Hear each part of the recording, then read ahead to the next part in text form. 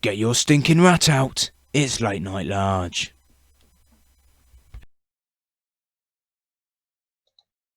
Good evening and welcome to the show that's a mess of a muchness with trench and abruptness. With a wench or duchess, you'd clench in our clutches.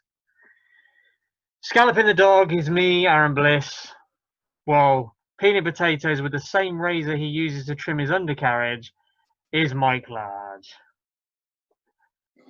Brother! How are we doing tonight, Mike? Well, you grow, all right? Just growing dirty. You know how it is. Yeah, is it a special time of year? Because I feel like you look a bit different tonight. No, No, can't think of anything. No. nothing springs to mind. Yes.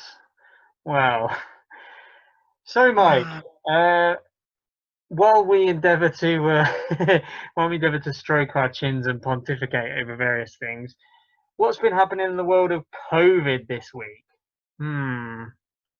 Okay, that's phonic stroking. Oh, is it? Is it though? I'm afraid so, Mike. There might be kids watching. Is it though? Is it though? Mike, we're not talking memes. Come on. So, in the COVID world in the UK this week, Mike, there's been a few developments which we'll discuss. I mean, put it away. All right, hang on. I better just. I'll go. Yeah. Too much. I can't deprive everyone of this pretty face now, can I? Yeah. I'm sure most of our viewers would probably prefer I kept the mask on, but I'm not going to be breathing my own breath for the best part of an hour. So, there's been a few things. There's been a few developments this week in the COVID-ridden UK. Just going back to what we were discussing last week, Mike. There was a standoff with Greater Manchester and the North in general. Now, what we've seen, which you might say was inevitable, quite predictable, is that the Conservatives just eventually forced it on Greater Manchester. So they said, right, you're not getting anything now. No, you've asked for too much. You're not getting anything now. You're getting the bare minimum. You're having tier 3, whether you like it or not. Yeah. You couldn't decide what sweets you wanted. Too late now. Don't bring me them wine gum. You're not having anything. Very good. No, go and put them back. You're not having them. Yep. There's no wine gums and there's actually no dinner either, which we'll come back to later. There's no. Yeah. Oh, there's no lunch. See what you did there. You see what I did there, yeah. I like that. I don't. So, what did it? First of all, Mike, what did you think about what happened in Greater Manchester? Because obviously, the mayor of Greater Manchester, Andy Burnham, put up a big fight, and he seemed to be very sincere. He said he'd costed everything, and he said they'd actually come down a lot from the original figure. But he said the bare minimum that he needed to ensure that he could protect against poverty in his community was, I think, £65 million. And the government would not budge, apparently, above 60 million. And then when they flounced off, apparently that was then cut to like 22 million or something. Now, I understand that that's basically the same tactic that they're using against the EU, but are you really trying to inflict that on your own countrymen? Like saying, oh, right, you didn't agree with us, you're not getting anything now. Is that the way to manage the pandemic? Well, quite obviously not. Was this so? They did agree to go to 60. From what I read, obviously these are speculations and sources, inside sources. Reading in certain newspapers, not tabloid ones, that said 60 million was the upper limit, and then they just walked out of the talks and said, right, no, we're not doing it.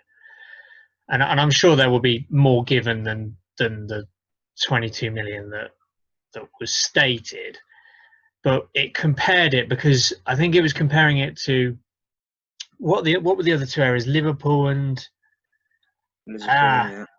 And I forget, Liverpool, and there was another area that basically got fobbed up as well. And the government was arguing with Greater Manchester, saying basically you should feel lucky. Look at how Liverpool and the other area, I forget, apologies, look at how they're handling it. They're getting on with it because we're in this together and it's a pandemic. And then they put up an infographic side by side of population compared to how much money they got, and it was like, yeah, there's probably a good reason why Greater Manchester is demanding more money. It's like significantly higher population. But there you go. So they forced it on the north. So the north, Greater Manchester particularly, is now in tier 3 restrictions. So many non-essential businesses have been forced to close. People who work for those businesses apparently need to be happy with 2/3 of their wages on furlough, despite the fact that rent will still be 100%. Fuel bills, energy bills, food bills will not be 2/3. Like we said before, I think there is, well, for those that are lower paid anyway, I think there is some form of extra universal credit available. For those that will now need to apply that hadn't before, is that extra help going to come soon enough? No. You'd like to think that those already in the system, I don't know how it works, but things could happen a bit quicker for them with regards to anything additional, or if they're now get extra than they did before. Mm-hmm. You'd like to think that could be fairly quick turnaround. Obviously, maybe not as quick for those that previously didn't have to and now do. I don't know. That's maybe the only saving grace. But for those that still don't need that, maybe they earn enough to get by anyway. I don't know. I'm trying to be positive here, because obviously, yeah, you're being devil's advocate with the situation and the way it's been handled, and rightly so. But I'm just trying to pick out some. No, you're doing okay, Mike. It's interesting because it seems to be this in particular. I mean, we've agreed with a lot with each other over this pandemic, but this particularly, it's very difficult to have a slightly different opinion than the one we both share. So you do need the devil's advocate perspective. Otherwise, it's just literally shouting at an injustice with no alternative view. But so that's the situation. They've been forced into tier 3. They don't have the support that. But I think the important thing to mention as well, Mike, is that people need to remember, forget about party politics for just a minute, like the people who make it about party politics, and look at it in terms of democracy and layers of democracy, right? So Andy Burnham and other mayors were specifically elected to allow delegated power. So the idea is, we've discussed it before, haven't we, with America, where in America, one of the things that's really hurt who is that he can't do whatever he likes, because the mayors of different states will say, no, we're not doing that. This is my city. Then I think they have heads of different states and heads of mayors of cities. So the federal the heads of the federal states and the mayors have said in the past, fuck off to Donald Trump. Just, no, we're not doing that. You can try and do it in the states that you control, but we will do what's best for our people. And he doesn't like it at all, because tyrants don't. People who want to control everything don't like that. And this is what we need to be a bit worried about in the UK, in the sense that we elect mayors, presumably because we want them to be delegated authority, i.e. we don't want the government to decide everything and everyone just has it inflicted upon them. We want the government to control certain things and to disperse funds amongst areas where regional authorities are answerable to the people that live in those areas, who they elect. So when you give people that power, So, you know, you give the power to the mayor of London and the mayor of Greater Manchester, the mayor of Liverpool. You don't get to then say, oh, by the way, we're not giving you enough money to do what you have researched and decided is the absolute bare minimum you need to undertake this planning and rollout, because then it's just a sham of a democracy. You're saying actually the mayors are nothing but a figurehead and they can speak to the government, but if the government rejects what they say, then the government wins every time. You know what I mean? So then you need to ask yourself, are these delegated mayors really delegated mayors, or are they simply ceremonial figureheads who actually don't have any real power? Yeah, I think the reality is they have all the power they need until it becomes inconvenient for the people they answer to. Yeah, no, you're probably right. I mean, I don't believe they are nothing but a figurehead and they don't have any power. But I think obviously, it's more. they don't have.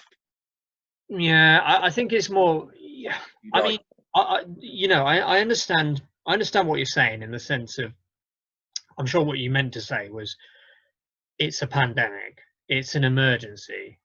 Therefore, you could argue, yes, the government should have the ability to, what's the word? The ability to press the nuclear button, not the real nuclear button, hopefully. Press the nuclear button in the event of an emergency. Fuck it. Well, yeah, why not? Yeah. That'll end 2020 the way that it deserves to end. Yeah, end it with a bang. Why not? But yeah, press the nuclear button because it is an emergency, and they could legitimately say, without being liars for once, they could say this is an emergency. It's a pandemic. We've got the data. You do too, but we have the data, and we have the data for the whole country. And we're saying you have to go into tier 3. No arguments. Couple of days discussion, and then we need it implemented then. I completely get that. That makes sense. Government overriding powers in that particular context is not what you'd call overreach. What is overreach is you've given those people powers to decide what the people in that particular area need in terms of sustenance, strategy, infrastructure, and they use experts to weigh it all up and then come back and say, this is the minimum we need. You don't then get to say, you're not getting that much. Because what are you basing that on? Oh, we don't want to give you that much. But you don't know the. I don't think it's like a. I don't think we have like a. Listen, I don't think that even in its dire situation, the country is going to go bankrupt over another 5 million or whatever it was that they were arguing over. Apparently, wouldn't notice it. But at the same time, I don't think there's not like an unlimited pot of money where every local authority just to say, I need this much, and just have to give it to them. That you can't. It can't be. They can't dictate to that level. Surely there has to be some form of like, well, look, this is how much I'm telling you I need, but that doesn't mean. No, that, you know, that'd like me going to my boss and saying, look, I need £1 million a year to pay people in wages. I need that. No. You've given me the job of doing it. I'm telling you what I need. Give me what I need. Yeah. Okay. Mike, sorry, I can't. I applaud your pitch for cocaine and hookers, but your devil's advocacy. I will keep trying. You'll keep plugging away, and so you should. Yes. But yes. your devil's advocacy there. Your devil's advocacy speech there misses one thing in particular, which is that you're suggesting that they just said, here's a figure, give it to us. What I mean is what they probably most likely would have gone is, we need this. Do you want to see the reports? Here's the reports that show the layout. Andy Burnham said it was costed. So this wasn't a give us Yeah, no, this, we need it. This was a very considered plea. I was oversimplifying the conversation, I obviously. know I'm you sure. But I'm- the fact that you did that and you kind of didn't really make a very strong counter argument probably suggests that there's not that strong a counter argument against it, unless you can think of anything else. Because, like you say, 5 million in the Yeah, context of the fact that it's Johnson. hard to agree. I know. I mean, remember we've spaffed 12 billion to Serco on a test and trace system that doesn't work. Yeah, I mean, when you do that, Yeah. when you do that, and then Greater Manchester says, "Cool, we'll do your thing you want us to do, but kind of going to need 65 mil to do it." You just give them 65 mil, really, wouldn't you? But You would have thought so. I mean, if they were saying, "I'm going to need at least a billion," then you'd say, I mean, You'd say, fuck off. and the horse you rode in on. Yeah. But but Last been on the phone to you for his cocaine and hookers fund. He If keeps not- lobbying us for this money, Yeah. and I don't. Yeah. Can you just give it to him to shut him up, please? Just shut him up. Okay, well, sticking with Greater Manchester, Mike, Yep. because it's all happening in Greater Manchester recently. Although it's not necessarily a surprise, because although we know that Birmingham is the official second city, Manchester is becoming a pretty big hitter in terms of the UK. People are more and more looking at what's Manchester saying, what's Manchester up to. So Yeah. Greater Manchester area is a hugely influential, growing influential part of the UK. In terms of population, in terms of culture, in terms of economics. A lot of the economy is starting to be channeled through there. I think it's by far the richest area in the north. Actually, maybe not. Sorry, I'll have to do some research. Yorkshire, I'm sure, has a lot of money in as well. But Oh. I don't know. We'll have to do some research about that. Yeah, I don't know. But sticking with Greater Manchester, Mike, I nearly called you Marcus. Do you know why? Because we're going to talk about the big man, the hero of the hour. He was always our hero of the hour because me and Mike are both United fans. But I mean, is there anything that Marcus Rashford can't do at the moment, Mike? He's having a well, I say he's having a good time. Unfortunately, not Bang- highly banged football. in, but yeah, he's not quite got. He's getting some good press, put it that way. Yeah. Yeah, no, I don't. I think fair play to him. Yeah. Fair play to what he's doing. Do you Tell us. Well, Tell I us think what- I think the most impressive thing about Marcus is what I find most impressive is its class consciousness. So Marcus has not picked a liberal cause because it makes him, you know what the whole saying is, the virtue signaling thing, because it makes him look virtuous. Or look at me saving these baby seals, or look at me taking in these orphaned snakes. I don't know. It's very much a class conscious. I know where I came from, and I want the kind of people that I grew up with to have more of a chance than I had, not less of a chance.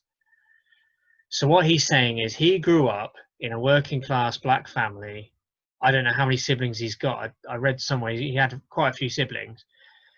And he said he remembers there were numerous times where food was,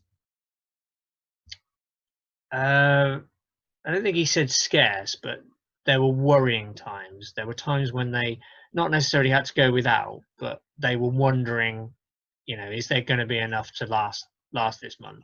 Where's the next meal coming from? Yeah, hand to mouth kind of thing. As a lot of us in the working classes have had those experiences. The more fortunate of us, not very often. But he's saying that that was me growing up. I had that experience. why would I sit back when I see that the same thing is happening but worse potentially for the next generation who are exactly like me? So he's taken that and he's run with it, and he said, you know, he's not decided to shoot for the moon and said, you know, I demand that these kids be fast tracked on engineering apprenticeships or anything. He's literally just the bare minimum. The bare minimum we can do for kids is to make sure that they're not going to bed hungry, that they're not like having a growling stomach all day when they're either at school or stealing food. It doesn't seem like a very difficult thing to ask for. But it turns out that despite the fact that he got an MBE on the back of forcing the government to cave in and provide free school meals over the summer, which they had done, they have resolutely refused because the Labour Party, led by the leader of the opposition, Marcus Rashford, Keir Starmer,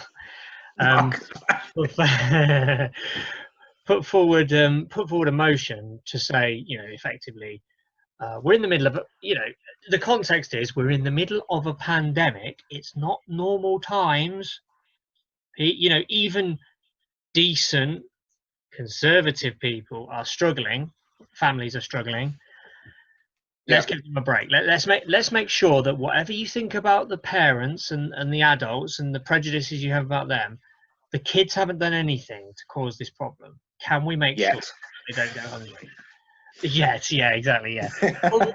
but you know, looking at it a very cynical way, ignore the empathy. You make kids go hungry for the majority of their formative years.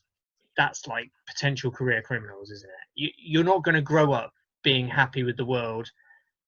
You know, I mean, you're probably right. A very small percentage of there's very few people that are going to turn out to be Marcus Rashford.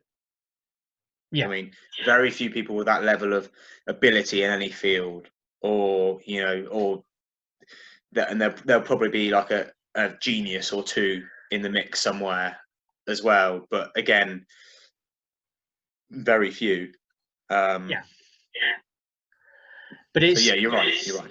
Yeah, it's about so the human reaction is they're kids, for God's sake. Let's make sure they're not hungry. Come on, I mean that's just a basic. And then if you have to, then the conservative argument is, do you really want to foster a generation of very angry, disenfranchised, hungry children who will almost certainly have to turn to crime? Really, is that what you're trying to create?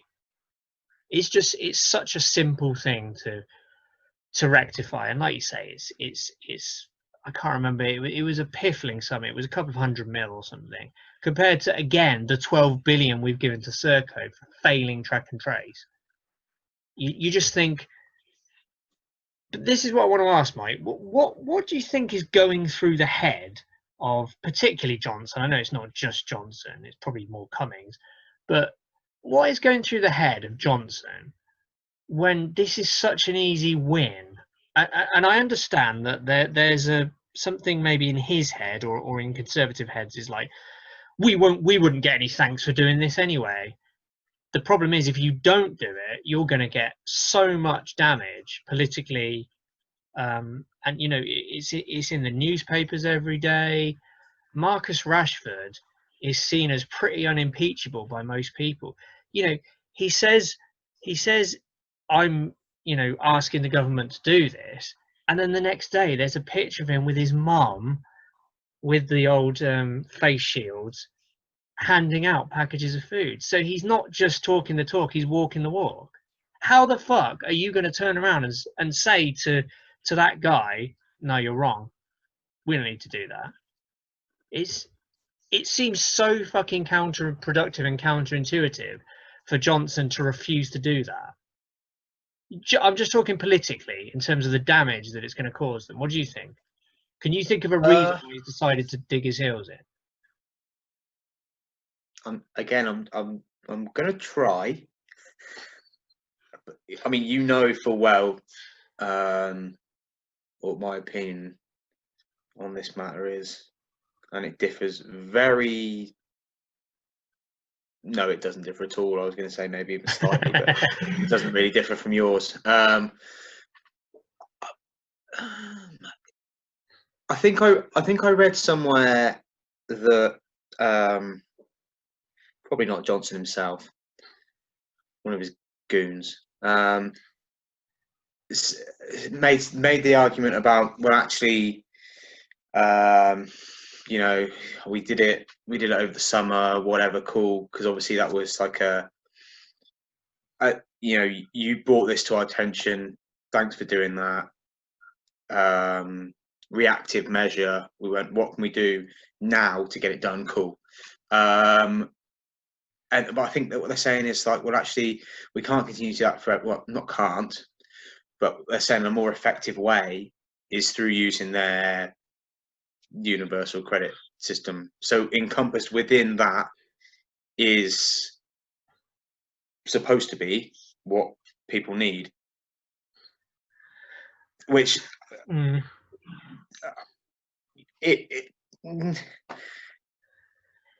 Yeah, I don't know what you think about that, but like, the thing is, if you say that to me, I feel like maybe I should check that out.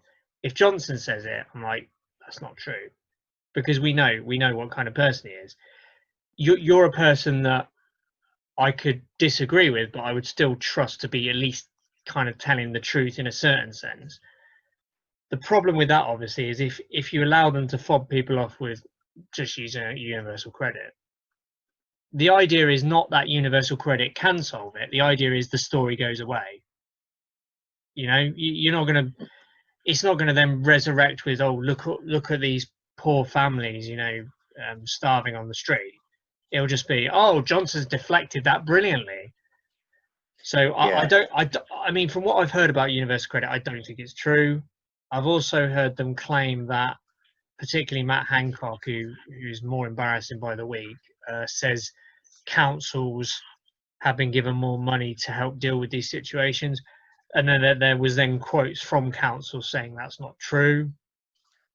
You know, similar to what Hancock and Johnson always say about hospitals, saying, oh, you know, we're giving them loads of extra budget to cope with coronavirus, and then the hospital trust will come back and go, that's not true. So it's just like, you couldn't write it, could you? No, it's horrible, because again, we can debate this all we want, but we're grown adults. Yeah. We know how things are, and at least we can kind of figure out a way to get ourselves fed and clothed. These kids have nothing to do with the problems in this country and don't really understand what's going on. We should be looking after them just to basic degrees to ensure that they're not going hungry. Now, Mike, on this subject of because obviously this has been the big political story of the week. On this subject, I don't know if you saw a couple of very offensive tweets. This is where conservatives, do you know what it is, Mike? It's because we're in the first year of a new government. That's when all the offensive comments come out, because they figure that as long as they don't make any offensive gaffes in the year leading up to an election, they'll be all right. Everyone will have forgotten about it. So they can say exactly what they really think. So do you know Ben Bradley? Have you ever heard of Ben Bradley, the MP Ben Bradley from Mansfield? I can't say I know the chap. No, I mean, you wouldn't necessarily have any reason to, but he's famed for some really not things you wouldn't want to be famed for, to be honest. So in the past, he made a quote saying that he thought certain poor people should get vasectomies as a part of their benefits. He literally said that, I think, on social media, on Twitter or something. He's also famous for having to pay damages and publicly apologise to Jeremy Corbyn for stating on his social media that he was a double agent selling secrets to communist Czechoslovakia. Hell. Yeah, so he's not brains of Britain. Now, interestingly, what he said about this, Mike, So you get an impression of the kind of loose cannon he is. So what he said, he tweeted this on his social media account.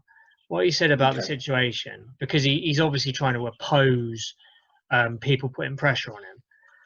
And he wrote, amongst other things, at one school in Mansfield, because Mansfield's his constituency.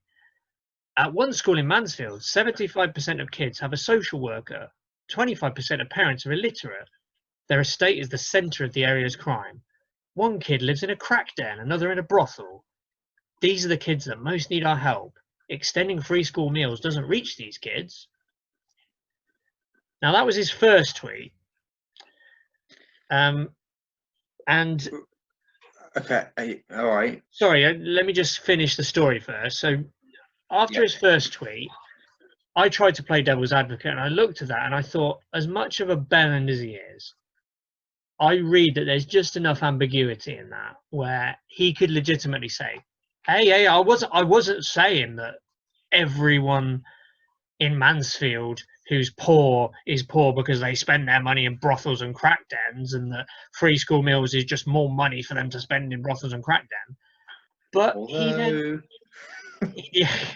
then got a response. Mansfield? Oh, Pete, Oh, honestly. I'm joking. Okay, so anyway, Kind of. yeah, no, I know you're joking, but there was a response from someone else where they said, £20 cash direct to a crack den and brothel really sounds like the way forward with this one. I presume that was said in an ironic or tongue-in-cheek way. And Ben Bradley actually responded and said that's what FSM vouchers in the summer effectively did. So he basically doubled down and he removed the ambiguity and said, yes, I'm saying that money was definitely spent on crack and hookers. So as you can imagine, he's been getting quite a bit of stick. How is he in the position that he's in? Well, this is what you sometimes have to wonder, don't you? I mean, he's not the only person in politics that you would ask that question about, quite obviously. But I mean, let's deconstruct what he says there just quickly. So, number one point is he says there's a kid who lives in a crack den and another who lives in a brothel, and yet he doesn't raise any areas of concern or plans of, or saying, I've been desperately trying to get them out of the situation, or I've been trying to get social workers to extricate them from this situation. I'm not being funny. If there was a kid that did live in a crack den or did live in a brothel and he knew about it, they wouldn't be in that crack den or that brothel anymore. By the time he had a chance to tell anyone about it, they wouldn't be there anymore. Yeah, that was my thinking. It was like, why is he bringing it up and they're not saying, I rescued them? If you know it's happening. I think I was going to say, to be fair, I don't really think there is any being fair to a bad animal like that.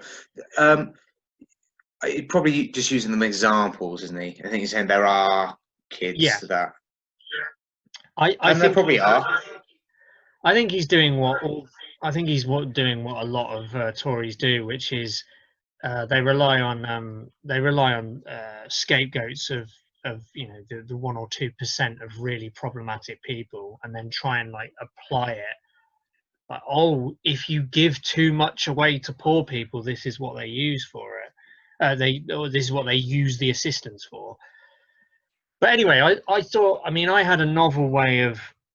Because people like Ben Bradley particularly. There was another. By the way, sorry, there was another classic comment from an MP called Elaine Saxby. The name, just what the hell.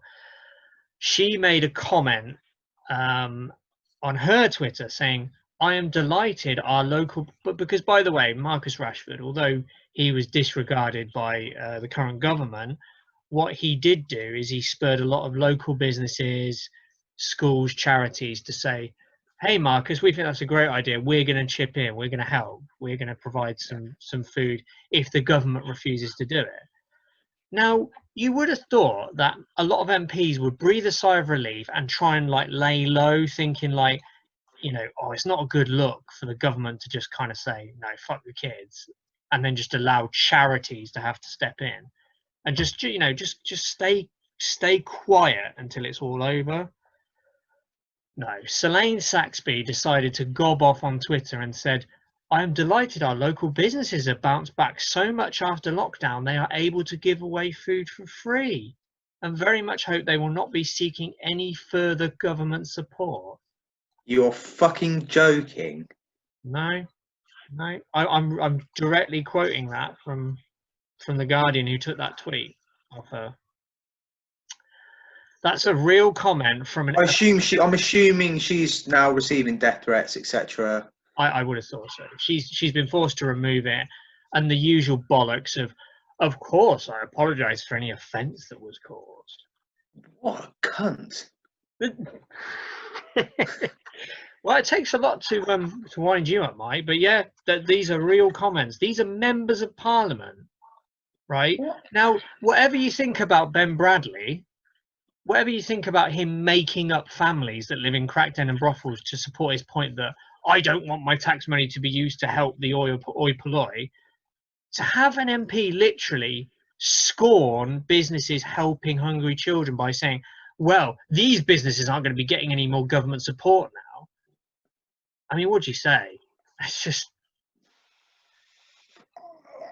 I would suggest, I mean, you'd have to suggest that anyone who lives in North Devon, which is where Selene Saxby is the MP, would probably think very hard about where they place their cross next time, because that's what she thinks. Not only of poor kids, but that's what she thinks about businesses who actually put their hand in their pocket to help poor kids. I can't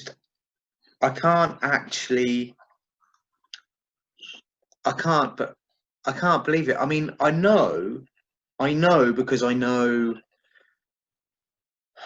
that there are always people out there that are just never cease to amaze you with kind of how is an MP, an actual fucking member of Parliament, how do they even have that opinion, let alone think that it's even semi-appropriate for, I don't care if she was fucking like smashed off her face, like pissed up thinking or whatever, like how could she even have that opinion? How can anyone that's elected into Parliament have that opinion and let alone voice it? There's always going to be some scumbag, some fucking grotty low-life prick somewhere who would say something like that. Some dickhead, some absolute fucking up their own arse cock, right?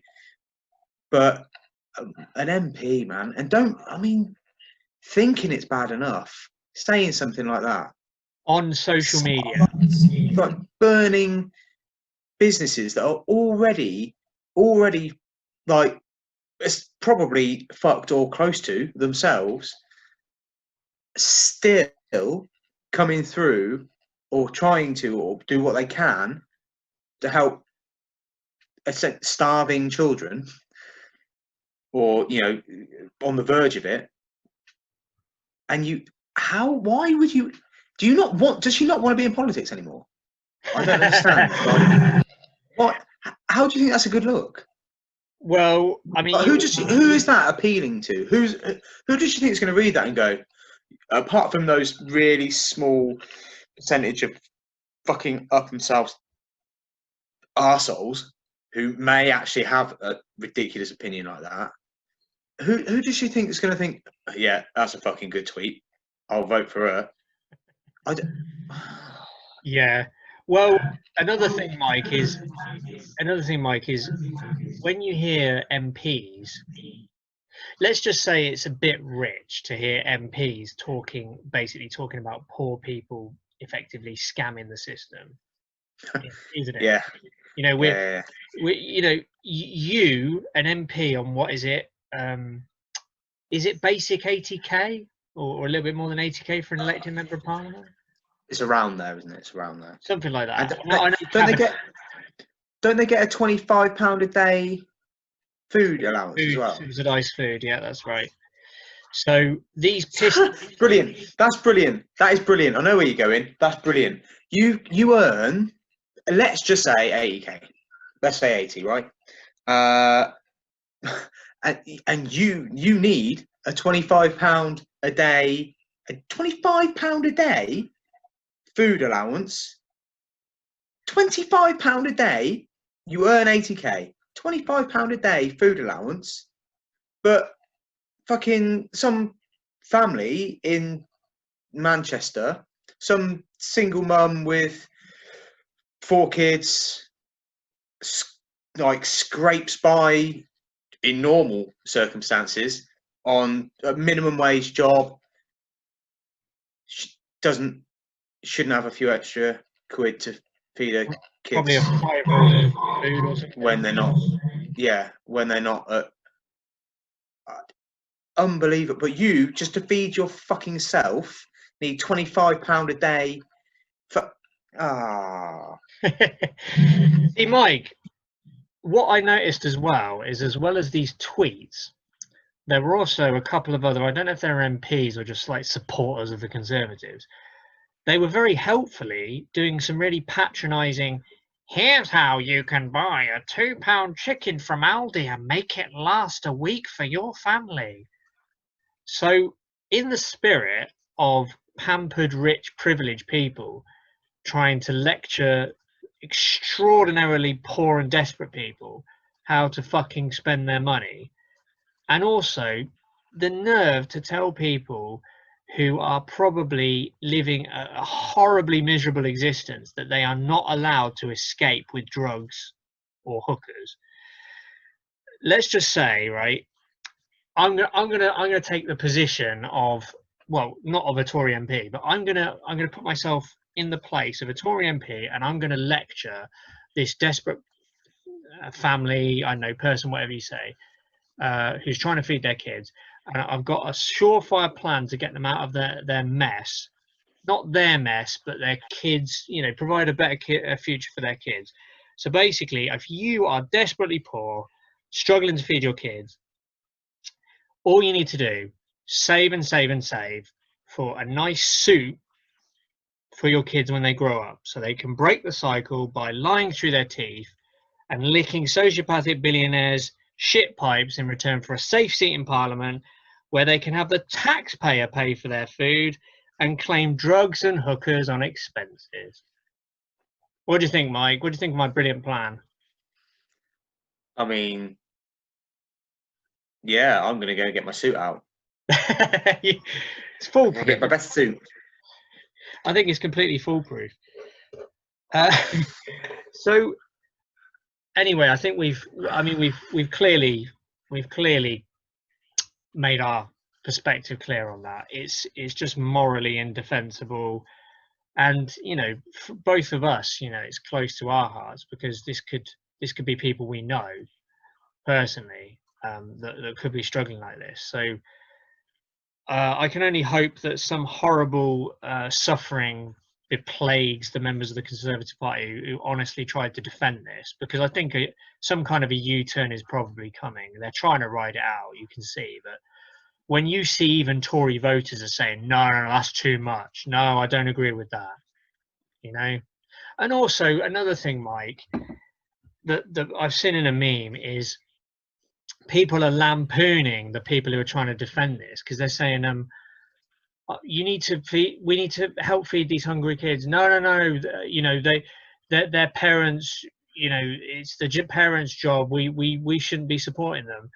And then then the person comes back and goes, hang on a minute, I thought you were saying all lives matter a couple of weeks ago.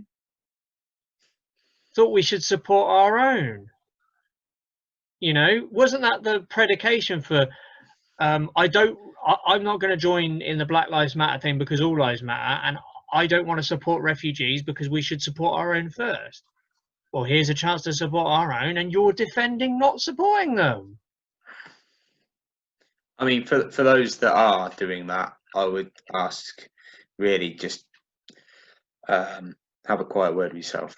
I mean, that's as polite as I think I can be. Just go and have a word with yourself. Have a word. Go and have a word with yourself.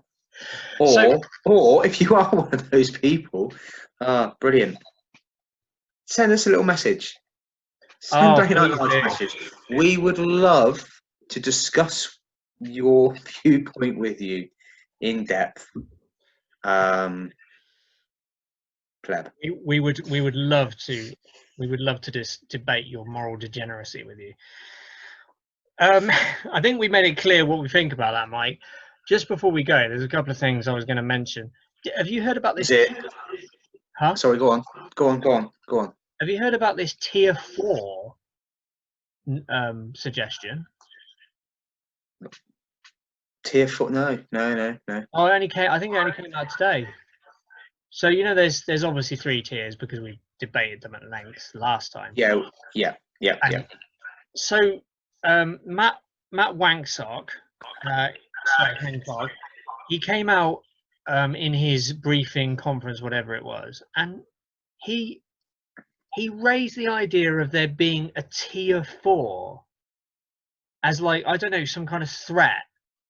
If tier 3 is not working, we might have to apply tier 4. What the fuck is tier 4, Matt? And I don't think he could answer. Was there any? I don't think he gave a proper answer. I think he just kind of floated it as if it was like a policy he made up on the hoof. Brilliant. And then if that doesn't work, presumably there's going to be tier 5. Mm. And tier 6 is just like flood the chamber, just finish everyone. It's all over. Like one more thing, like a theory that I had going on. I don't know what you think about this. Go on. Do you remember back at the beginning of the fucking wasted decade that we've just had in terms of the progress of this country? Do you remember when the early days of the Cameron government, the Cameron coalition, where he kept banging on about his idea of big society? Right. Do you remember that? Yeah. And a lot of people saw it for the bullshit it was, because what he said it was we don't want the government controlling people's everyday lives. We think people and volunteers can do a lot of that stuff and it will be a lot better and more efficient and everyone will be happier. When in reality, what it was about is the rich don't want to contribute as much tax, therefore we need to do less. And you lot can make up the gap, so we'll have people who used to be in skilled professions like librarians be paid minimum wage and basically their jobs completely delegitimized. But anyway, this idea of the big society, so it's driven, I mean this is my personal opinion. I think this is what the basic thinking behind it is. It's driven by pretty extreme thinking from right-wing types, which is the idea that we should remove almost everything that the government does that is absolutely essential to public safety and security, and we should leave it to charities and community groups and volunteers to do that stuff for free. And this particular incident, the school meals thing, seems to play into that, doesn't it? Now, my argument is, do you think this is part of a wider strategy of conditioning us to accept that despite the fact we are still paying the same tax, and in case of lower earners, more tax than we used to pay, so our tax burden hasn't reduced, we are conditioned to expect less and less and less from the government in return for that, and we have to like basically scratch around and beg volunteer groups to do this stuff. You see it with food banks, with food banks now, it's almost like they've been around for so long, people just accept them. They're just like, oh well, yeah, just go to a food bank if you're desperate. It's like they're a part of the furniture. That used to be like an outrage. So if we can be conditioned to accept that as, oh well, I don't like it, but they have to be around, how long before it's like, no school meals are pay or you don't get anything? Oh, don't worry. There's volunteer groups if you genuinely in need. Do you know what I mean? Gradually removing bits and pieces of just things that make things function a little bit better, things that we would agree morally that we would like tax money to do to support very vulnerable people. Yeah, I'm not sure I can really subscribe to that. No? Well, no, what I mean is I agree with you, but I just can't. I don't get why. Maybe I need to read more about it. Although I don't really want to because it sounds shit. But I don't really get how. Surely you would want to negate the need for any charity to exist. Now, obviously, there are some that you will never be able to. Certainly, charities that deal with the elderly or mental health or things like that. But when it comes to food banks, surely like you say, the goal should surely be to eradicate the need for them, rather than to like rely on them. As I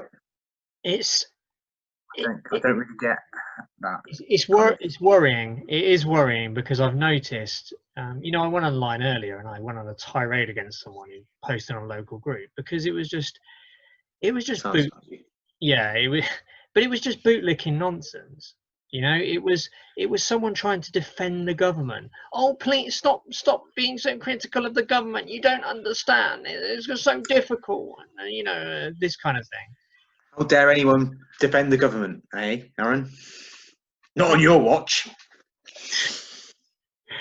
I'm just saying though, Mike. It's like by all means, support the government in things you believe in. But when they do something unpleasant, even if you don't want to call them out, just keep your fucking mouth shut. Don't because otherwise, don't blindly back them for something you can see is clearly wrong. That's what I'm saying. I'm not. It's different from being tribal or on a particular political side. It's about being a bootlicker. Don't blindly support power. If power is doing something unpleasant, unconscionable, and something that a lot of people disagree with, it's not your job to be a cheerleader and say, oh no, it's so tough for them, you don't understand. Unless you're being paid by them, why the fuck are you defending them if they're doing something stupid? Maybe they are. Yeah, hadn't considered that. Anyway, anything else to add? Would it surprise you? Anything else to add? Not really. Rashford for PM. Rashford for PM. Come on, Marcus. You know what you need to do. I'm sure you're going to have. Just say you can't attend any debates one day in the week when you're training, or there's a Champions League game or a game on a Sat. I guess most of the week you probably won't be available, but. Well, what he's got is, to be fair to him, he's got. I mean, could kind of use a bit of a change now, to be honest. But he's probably got, I don't know, say 12 years left playing, so he's got plenty of time to kind of fine tune his political nous and kind of get himself into a position whereby he's ready to lead the country in 12 or so years time, 14 years time. Yeah. So I tell you what, maybe things would finally start turning around. But no, fair play to Marcus Rashford. I think the biggest compliment I can pay him is, I mean, how old is he now? 23, is he? 22? 22, I think. 22. 22 years old. Do you know what I knew about the world at 22? Fuck Nothing. Nothing. Absolutely fuck all. So the idea that you would be a spectacularly good footballer playing for your national team and have like the brain power to work out when something's wrong, to be challenging it in the right way. I'm not sure it's even the brain power, is it? I'm not saying he's stupid. I'm saying, like, I don't think it's necessarily. You don't need to be a genius. Okay, you just need to be a decent person. Yeah, fair play for having that. But who thinks that much about the wider picture when you're 22? That's what I'm saying. Yeah, no, I agree. Yeah, most people don't. About, what's my Instagram following like? How many parties am I going to? This kind of thing. Yeah. I mean, look at his mate. Look at fucking old Jailings, Jesse Lingard. Now I hate to, you know what I mean. All he's worried about is fucking dancing around like a prat and whatever else, ain't he? Yeah, he's trademarking his image on his little fragrances and whatever else. Yeah. Yeah, I mean, to be fair to Jay What? Lings, his career is kind of floating in a muddy pond at the minute, so maybe he's looking for an alternate sideline. But anyway, well done, Marcus, and I urge all of you to not only follow Late Night Large, but follow Marcus Rashford on Instagram and wherever else he is. Give him some love, because anyone who's 22 or 23 and fighting for things that actually matter and make a difference in making the world a better place, they need a thumbs up. Whether they're extremely wealthy and it's easy for them to say things, or or not. The point is 22-year-old lad, clearly with some decent morals, ethics, and a good kind of, as I say, moral compass, and doing the right thing. He's fighting a good fight. Whether it's from a position of, the position that he's in or not, the fact is he's doing it. So, yeah, most of all, the lesson will be, don't forget where you come from. Stay true to your roots. Always remember where you come from. And on that note, where you're coming from. Like, subscribe, share. Otherwise, Mike will keep singing. I will. I'll fucking do it. Yeah. And we'll see. Comment. Yeah. Tell us if you're. Yeah, comment if you think kids deserve to be starved, because we'd love a debate. Anyway, debate even. Get your mates involved. Yeah, get your stinking mat out, and we will grow you next time, when hopefully things might look a little bit better, but probably not.